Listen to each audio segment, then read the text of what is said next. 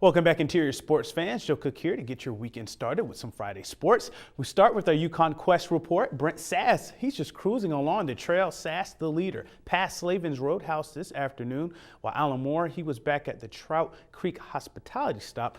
Both are headed toward Circle, but Sass has at least a 30-mile lead. He even had another run-in with a moose, but he and his team, they were unscathed. Hugh Neff is third, and he's about 25 miles behind Moore. Joel Uslam is fourth, and Ed Hopkins, despite an uneventful encounter with some caribou on the trail, he's in fifth. Lance Mackey is in Dawson with 13 young dogs.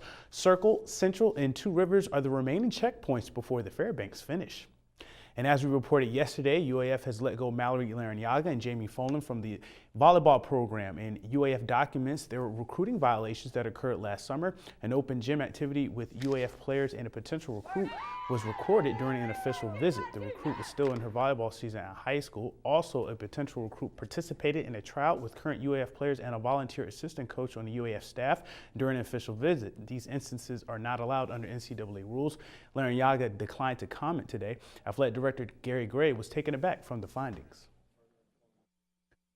There are always surprises. Sometimes, things are minor and inadvertent, so those things can happen. But yeah, it was a surprise. We determined that we did, in fact, have some violations related to practices and recruiting and unethical conduct. And you do what you have to do. You make the self-report. You penalize yourself, and then you move on.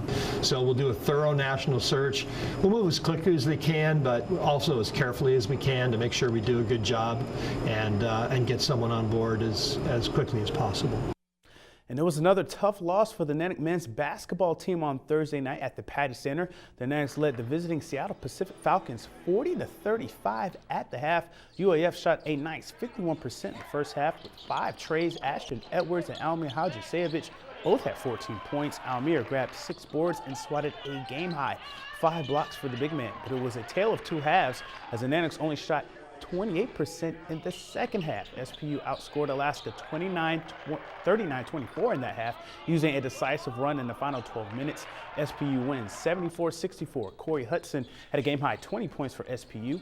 UAF suffers its 9th straight loss, dropping to 5-16 overall and 2-11 in the GNAC. They'll entertain MSUB Saturday at 1 o'clock at the Patty.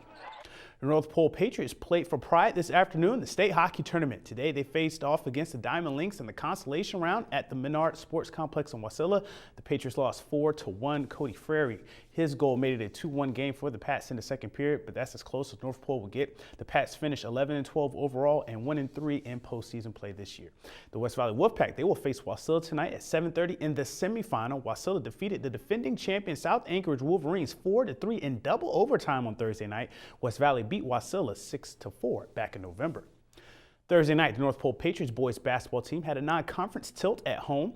The Colony Knights came up from the Valley for their first game of a 3-game interior road trip. Knights, Patriots, sounds like the Revolutionary War. The Knights used a full-court press to stifle North Pole and force some turnovers. They shut out the Patriots in the first quarter. Marshall Chase, though, he had 9 points for the Pats, but Colony, they led 31-10 at the half. Ethan Selmer scored a game-high 12 points. Robert Sonnenberg added 11 points for the Knights. And Colony wins 59-38. They will play later tonight. And check out this video from Valdez at the Elks tournament on Thursday. The Hutchinson Hawks girls basketball team, they get another buzzer beater from Ellie Veazey. Seward tied the game at 37-all with 15 seconds left. This time Veazey gets in the paint and gets the rainbow to go as the clock ticked down. She had a game-high 19 points, including 12 in the fourth quarter. Of course, that buzzer beater, Hutchinson wins their Elks tournament opener 39-37 over Seward in dramatic fashion. They will play Houston today in the second round. And other results from the Elks tournament in the boys bracket, the Hutchinson boys were also victorious over Seward, winning 66-42. Mike Benson and Spencer Johnson both scored 12 points for the game high. Delta Junction, they beat Houston 56-42. The Helkin boys, Josh and Micah, both scored 15 for the Huskies. Hutchinson and Delta will meet for the third time this season in today's semifinal. The Hawks are 2-0 against the Huskies. Lastly, we announced the play of the week.